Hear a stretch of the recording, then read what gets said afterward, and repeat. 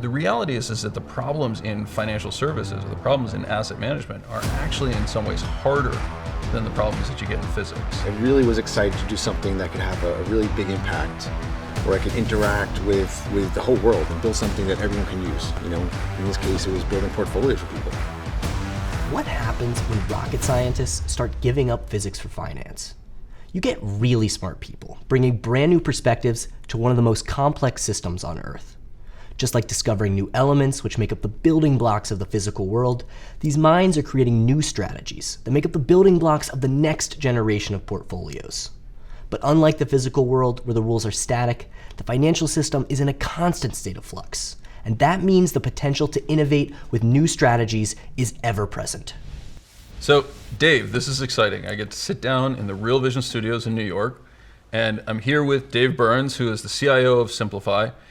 Dave, you and I work together at Simplify, and I got to be honest with you, it's the very first time I've actually had the chance to work with what I would think of as a true rocket scientist. Before we go into what we're doing at Simplify and all of that, and I know you hate doing this, I know it makes you stressed out to think about talking about yourself, but you're actually coming into the financial world on a path that's not dissimilar from a lot of people with an academic background, but you were actually a quantum computing Ph.D. at MIT. How the hell did you get into that, and what made you transition over to the financial world, or more accurately, asset management? Literally the only thing I found interesting my entire life was physics. Okay. I couldn't find anything else I was interested in college and grad school, and I just went with it. But then, you know, when you start doing research in physics and discovering things, there's only like 10 people in the world that know what you're doing, that can like read your papers and stuff. And I found it isolating. And I really was excited to do something that could have a really big impact, where I could interact with the whole world and build something that everyone can use. You know, in this case, it was building portfolios for people. Well, there's no chance in hell I could do the math associated with a quantum computing degree. The reality is that the problems in financial services or the problems in asset management are actually in some ways harder than the problems that you get in physics. And Emmanuel's classic line is, God eventually accedes when you find the truth in physics and doesn't change his mind. But that's not how markets work. In markets, we often talk about them as complex dynamic systems. And you and I have talked a fair amount about the work of Ole Peters and others, this idea of ergodic versus non-ergodic systems, how they're influenced and how ensemble averages are not the same as time averages. But it all comes together in kind of this broader picture of there is no solution. There's a solution for now, there's a solution for how the state exists, and then you need to modify it going forward. Financial regulation can change in an instant, and we've just seen this recently with derivatives, for example, right? So how dynamic it is, it could be instantaneous, it could be a 30, 40 year period before we see real evolution. And then on top of it, the main source of input into this from the outside into the system that makes it open is human behavior. Can you just very quickly explain what the derivative rule change was and what that created, how that changed ETFs? Because that's ultimately what brought me over to the ETF space, is the realization that stuff could be done that couldn't be done before. Ultimately, what matters is it just opened up the landscape of what could be done with derivatives. In general, we have way more room to take standard return distributions, equity return distribution, for instance, and just start performing plastic surgery on it with derivatives. Taking these nonlinear instruments and modifying return distributions that start to, open up a whole new periodic table around physics, periodic table of elements of these portfolio building blocks. Well, and so again, this brings us back to the Emanuel Derman type dynamic, right? Where he is famous for his observation that ultimately the vanilla is going to be the most difficult to price, right? It's the most difficult instrument to understand. And the derivatives are actually remarkably easy, right? Because a call or a put or even a complex, swaption, payer contract, et cetera, is tied to the behavior of the underlying, the price behavior of the underlying, or the rate of that change, the implied volatility, or the perception around that. It's actually really easy to solve that problem, but the underlying is really, really hard, right? How do you value the stock? That's a deeply interesting problem. It gets to something that no one really focuses on, but given how dynamic and how much human interaction there is to the ecosystem, it's very hard not to expect that underlier, the return distribution of the underlier, is going to change. So at Simplify, we're building these really intriguing new types of return distributions and payoff functions. But then there's a whole nother layer underneath it of, okay, but how is the return distribution changing itself in time underneath that we're building this overlay on top of? And what's the pricing of the derivatives? How are they being mispriced? And how is it changing in time? It's a whole nother layer. This idea of the derivative being very easy, right? If you and I put calls and puts into a portfolio, we can very quickly understand how that portfolio is going to behave based on the underlying, right? I add a call to the S&P 500, it's going to exhibit increased convexity to the top side for the most part. There's modifications around that tied to how implied volatility behaves. Likewise, if you put a put into a portfolio and the S&P falls, it's going to fall less than the S&P itself would. When you start thinking about this underlying distribution, what you're actually talking about are the changes in how you would expect the day-to-day returns or the cumulative returns for the S&P itself to behave. So it's very different than talking about the derivatives. And so ironically, the derivative rule allows us to introduce derivative strategies into ETFs that previously would have required one-off processes and intense negotiations with the SEC, not dissimilar to what people are seeing as they try to introduce things like Bitcoin ETFs, et cetera. Suddenly that can actually be done in a very formulaic way where the rules have been laid out and we can construct portfolios around that. But it also creates this weird explosion because some of my research has shown, and some of the work that you and I have collaborated on recently, you begin to see, wait a second, is the behavior of the market participants, this interaction, how the individuals behave, how the machines and the algorithms behave, is that actually changing the underlying distribution function of the market? And can you use those derivatives to increase overall performance, make it quote unquote better, which is always a dangerous phrase. But this is basically like a beta, I'm going to use this loosely, like a beta versus an alpha discussion. And I think us at Simplify, we really want to provide better solutions in both spaces. And you're right, if the distributions are really changing and you can stay on top of it, now you can really start to access alpha, using it loosely again, with the derivatives, as opposed to just modifying a distribution, creating another type of beta. It comes up all the time at Simplify. Our investors ask this question a lot. What is the real point of the structure that we're providing? Is it beta? Is it alpha? And it's really cool to be sitting right in between both of those and taking on hedge funds and other shops who've been providing beta or alpha for a long time, and now we can do it in the ETF space. And so you introduced this idea of different types of beta, and you and I have had discussions around like the DNA at Simplify, and that obviously, you and Paul founded the firm initially with the concept of, hey, we have the access to these derivatives now, we can change the shape of the outputs that occur given the underlying performance. So let's just stick with the S&P to make life simple. If the S&P goes up, we can create a product that goes up more than the S&P in an up market, but doesn't go down linearly or twice the exposure to the upside. It doesn't necessarily have twice the exposure to the downside. That creates portfolios that can be held differently than many of the levered products that are out there. They behave differently. They fulfill different roles in portfolios. You wrote a book. The title is longer than the book, actually, which is actually one of the things that I love, because I always joke that business books should only be 15 pages in length. But your book was really tight and really well done. I encourage people to actually look at it. It's actually a really cool book. Where you introduce this idea of moments or higher moments in return distributions, which can really only be captured by things like derivatives. But maybe you can explain for just a second what it means when we talk about the higher moments. So one aspect is the return distribution that goes into your capital market forecasting and your optimizer.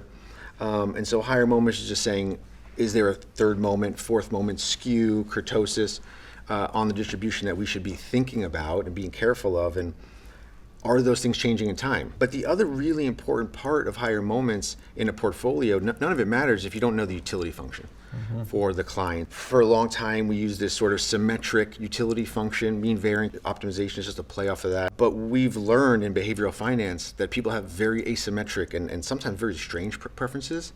And the only way to really account for that in a portfolio is with higher moments. It's just a fact.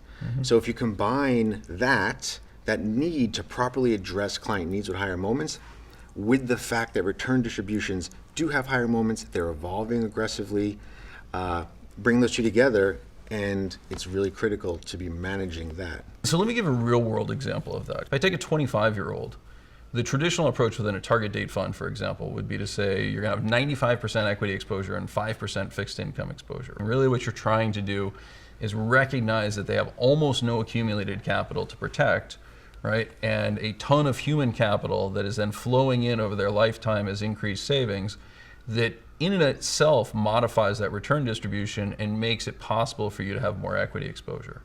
One of the things you might point out is that the right solution for that investor is not necessarily to have 95% equity exposure, but to have a levered equity exposure by owning call options, for example. We're doing a lot of work on this idea of using the non-recourse leverage associated with in-the-money call options and how that can create a product that's really appropriate for a young person who could theoretically sustain a much bigger loss of their capital, but could also be really advantaged by capturing that asymmetric distribution. I promised myself I wasn't going to say this during this, but it's complicated. You know, it really depends on the utility function, and then bring in, you know, all this capital, their balance sheet, you know, what in the book we call SLR, standard of living risk. And you have to bring these two things together, and the output is, it just depends. And it depends on other things as you introduce the book, or you know, how stable is the income, right? So, you know, a lot of people in our industry tend to be underinvested in securities because all of their income is already associated with the market. They tend to be too conservative relative to what they could otherwise have, and it could end up spectacularly well, it could end up spectacularly poorly. We hit on this idea of the different types of beta and the morphing into alpha. And, you know, from a personal standpoint, when I joined, you know, part of the dynamic was recognizing the opportunity to add value by influencing the shape of the distributions, or how we chose to express that in portfolios, and introducing them in interesting and novel ways. But you also hit on this idea of the changing regulations associated with the derivative rule, and you said, you know, those can take a long time to change. And this is one of these spectacular scenarios where, like, the regulations that actually were changed were last updated in 1979. Right? So I mean, we're talking about a 41-year-old regulation that changed. Like that, I've been doing this for 30 years. It never occurred to me that I was going to be able to step over into the ETF space and do some of the stuff that I've done within hedge funds. And yet, you know, you and Paul saw this developing. You stepped in. You saw this opportunity to create the, you know, alternative forms of beta. And now part of what I would argue that we're recognizing is that that's turning into sources of alpha. We're recognizing sources of alpha. We talked about the distribution dynamic. The one that's my personal favorite is the tax dynamics, right? As you begin to think about the impact of tax in a derivative and in an ETF structure. Paul and I sort of stepped back and said, all right, zeroth order, we'd like to provide orthogonal, as much as we could, orthogonal types of distributions to the masses. That felt like a more important thing to do than to provide alternative alpha sources. The magnitude of the alpha really depends on how much the distributions are changing and how much of that alpha we can access by using derivatives to play off the mispricing that is happening from the distributions changing.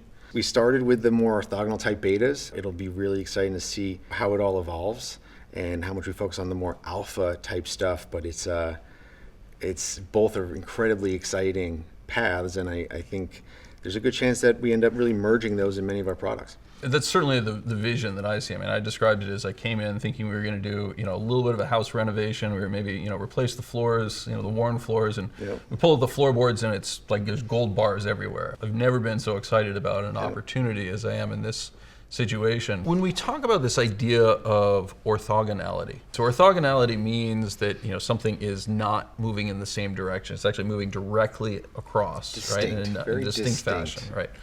So when you introduced this idea of orthogonal betas or different type of betas, what was the thought process there? Like, what are you looking to accomplish there? Ultimately, we're trying to solve the problems of asset allocators, advisors, institutions. So every time we introduce a new periodic table element for the portfolio, we start by saying, what can we help asset allocators with? What problem can we solve? What can we package in ETF that directly solves that? So for instance, our downside convexity equity stuff, that's really to give people a different way to mitigate downside without relying on other solutions, whether it's bonds or some kind of general volatility control. We want to give people another route.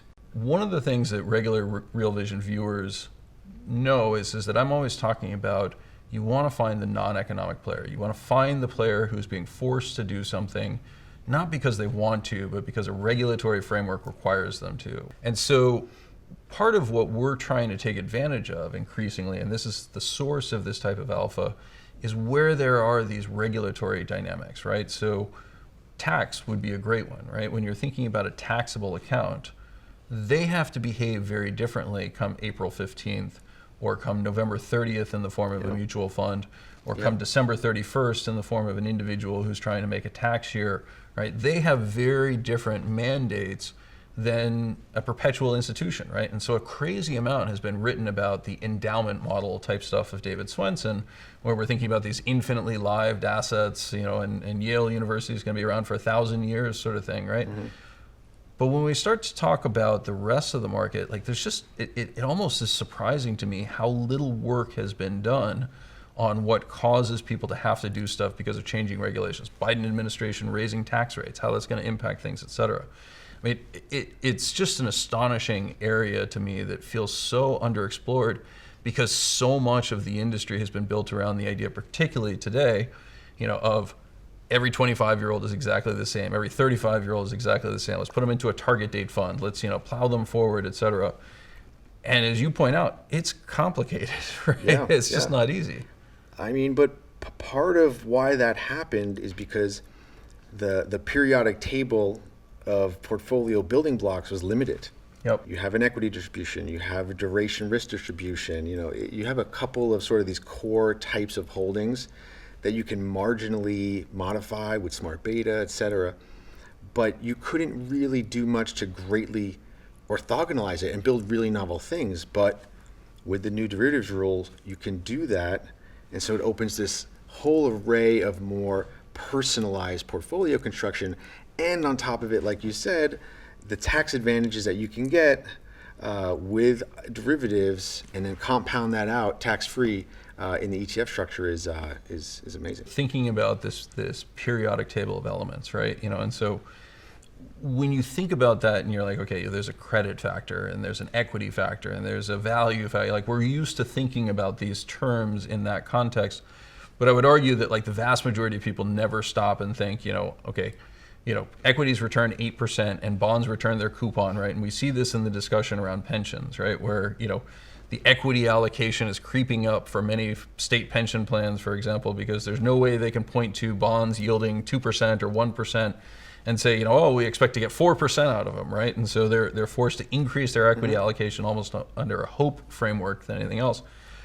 When you talk about expanding that universe of elements on the periodic table, how could that change? People invest in bonds greatly just to minimize the volatility at the portfolio level. But why do they really do that? They're fundamentally doing that to remove left tail or left side of the distribution events. But if we can provide a way to stay focused on equities and not require people to move into bonds just to scale the volatility, if we can just take out the event they don't want, that's a great example, I think. Well, and it frees you up to use either a larger fraction of the portfolio to gain access to equities, which may or may not offer excess return, relative to bonds, but certainly have the prospect of doing it. And then going back to this idea of changing distributions, I mean, one of the things that's characterized the last really 22 years has been the rise of risk parity and this idea that a bond portfolio not only reduced volatility, which is really, as you point out, kind of the historical return function of that 40 in the portfolio, right? It's a fixed income piece that continually pays relatively high dividends. They're not dividends, obviously, but as a cash income component to it that you can continually reinvest. And then it also just has much lower volatility, right? I mean, the volatility on a 3-month bond is 0. The volatility on a 10-year bond, I want to say, is about 4.5 to 5, right? Versus equities at 16, and in times of stress, much higher than that. But in the past 22 years, this idea of risk parity, this idea that you could combine the portfolios and bonds would function as protection, right? Not only not go down as much when markets sold off, but would actually go up and provide you with additional firepower. that's cushioned portfolios to an extraordinary degree. And the problem now is that it's really debatable how much of that is left, right, with bonds where they are, particularly at the front end. I agree. I think it's making everyone sharpen their pencils around what is the point of the bonds in my portfolio and what are the alternatives. And I think our equity with downside convexity solution is one definitely compelling idea. So we talk about this dynamic of the interaction between bonds and equities and how that shifted roughly 22 years ago. In 1998, there's a very distinct shift in the relationship between bonds and equities as the Fed moved from targeting inflation to targeting asset price depreciation and the loss of the wealth effect and financial crises, et cetera. That dynamic, that correlation shift radically changed how you used bonds in portfolios, how portfolios themselves were constructed. But it's almost kind of a no-no in asset allocation. That's a very technical term targeted at young children, but no-no, right? In the dynamic of relying on correlations to protect a portfolio. I mean, that's not a good thing in general. The prominence of mean variance optimization, modern portfolio theory, brought correlation to the forefront, and it's been the primary tool for people and to diversify portfolios and think about risk. And it's a key component, and I generally think it's a very valuable thing, but I don't think it's the entire story. And the instability of those correlations has preceded every crisis we've had.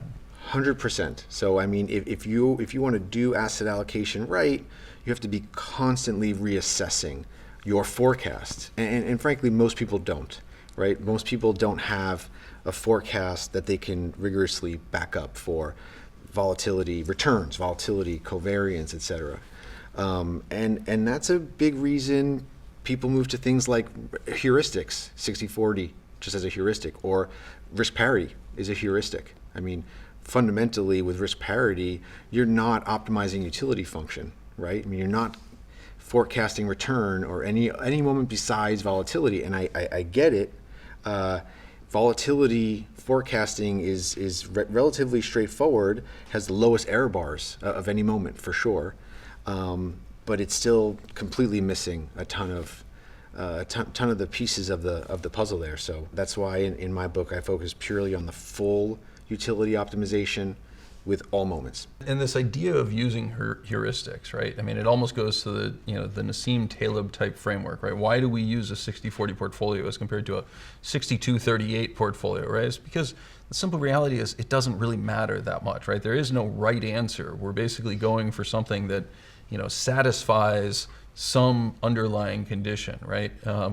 Chris Cole with his Dragon portfolio that you and I have spent a lot of time on, at the end of the day, he could have, optimized to some absolute solution, but the reality is that it's basically 20, 20, 20, 20, 20, right? I mean, he's splitting up the individual components in a way that is far from optimized. It's actually set up basically as a heuristic, which is just another way of saying it's reasonably robust, right? I mean, Yeah. it's going to hold up across time. I really sympathize with that, and so much so that a big part of my book is about the error bars on asset allocation. And I've never personally seen any writing, any textbooks on asset allocation that had error bars. I take this very seriously about,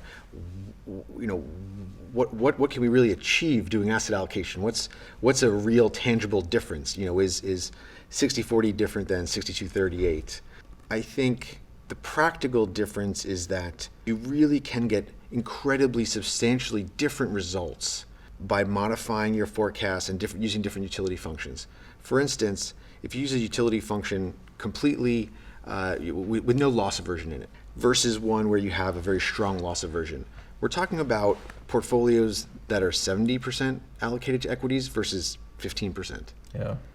That beats your error bars. Yeah. So for me, I think about it more, I support the idea of binning people by general behavioral preferences, but I think there's plenty of enough distinction if you really start to think about utility functions more accurately. We've seen the triumph of this idea that, empirical finance, which, Schiller et al. Won the Nobel Prize in, I believe it was 2013. We look back over history and we say, this defines the asset class, right? Equities return 8.25% per year. Error bars, to your point, right? When you have 16 vol asset on top of an 8.25 return, you're basically saying, I have no idea. In any given year, I have no idea what the return stream is going to look like. And so you have to start thinking about these very, very long windows. In particular, I would highlight that the RIAs are in a really difficult, the registered investment advisors are in a really difficult position right now, because they're kind of going through what I would suggest that a lot of the asset management space, the fund managers, went through over the past several years. Like, how do they add value? How do they actually step in and help a client manage a portfolio where if the market goes down, they're going to get blamed. And if the market rips away to the top side, they're going to get blamed for trying to be conservative and not keeping up with the market. The whole point of what Simplify is doing is actually targeting the assistance to that group, working both with robo-advisors and with the RIAs, right? We're not distinguishing, but... Yeah, I think the key thing for all advisors is to have conviction in their process. Mm-hmm. And I think that the products we're building at Simplify, the tools we're providing on our website, the support that our sales and research teams provides to clients and prospects, we're trying to empower them to have conviction in a system that they can really stand behind. And I think advisors, when they have the conviction, they can really explain their process to their clients. In my experience, those advisors keep their clients are happy, and they're successful. I'm going to redirect for a second, because we talked about the dynamic of your background in computing and quantum computing in particular, but you are also the kid of Staten Island cops. How'd you end up at MIT? My parents in high school said I was going to college, and I said no. And then my mom filled out an application to college for me. And my dad said, it was 96. He said, you're going to go do something in tech. You're going to do electrical engineering, computer science, because it was 96. Yeah. So I started first semester doing electrical engineering, and I was forced to take a physics course. And that's how the love affair began. The whole world sort of became clear to me, and all I wanted to do was understand why everything was the way it was. If you knocked on something, did it make a sound or not? Why is something a certain color? I was just obsessed with understanding the world from the most base level. One of the things I love about what I'm doing now, particularly moving over to the ETF space, is that suddenly I'm actually able to help the portfolios of the cop, right? Help the portfolios of the average person in a totally different way than I've been doing for a very long time. I'm obsessed with democratizing things for the masses. Give everyone the same opportunities that the rich have gotten through structured products and hedge funds that they literally only the uber wealthy are allowed to participate in legally.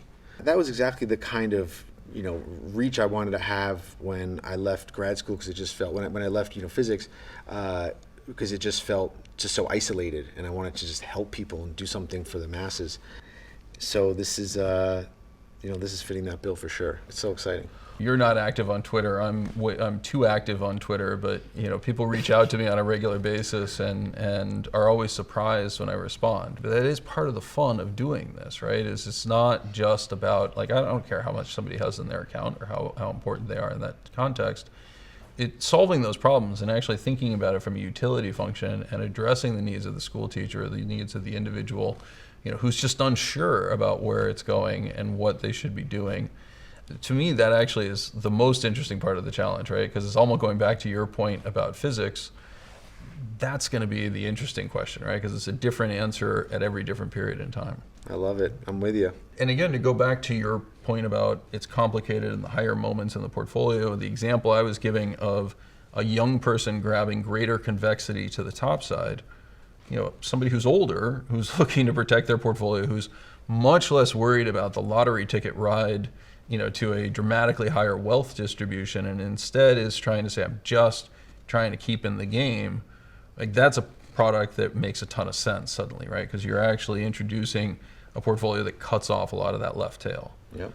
It's complicated. But it's complicated. It depends. That's right. Very personalized. When we think about this periodic table analogy, where else do you see areas of exploration? I think inflation is one that is really important. We could decide that we wanted to protect a portfolio against inflation by just going out and buying a ton of gold or a ton of oil futures or various other components, right? Yes, there's product-specific risk, and that can be solved through diversification. But when you start again talking about those higher moments, the ability to modify that portfolio to hedge your exposure, what really becomes important is expressing it in a non-linear fashion, right? Yeah. I mean, the worst case scenario for somebody who decides inflation is coming and reorients their portfolio in that way is not actually that inflation comes, it's that inflation doesn't come, right? And those hedges that they had quote unquote put on, if they're done in a linear fashion, cause their portfolio to spectacularly underperform to the downside, Exactly. right? This is contingent insurance. I mean, simplify is not just convexity, but there is this really beautiful sort of contingent insurance that doesn't cost a lot of the portfolio, frees up a lot of capital. But you know, that's something we love about convexity. So people who love convexity for decades, that's what they love about it. Well, it's funny because the very first Real Vision interview that I did back in December of 2016, where I was actually being interviewed, I introduced this idea of convexity, and you saw in the questions and comments, like, what does he mean by convexity? You're the mathematician. What does convexity mean?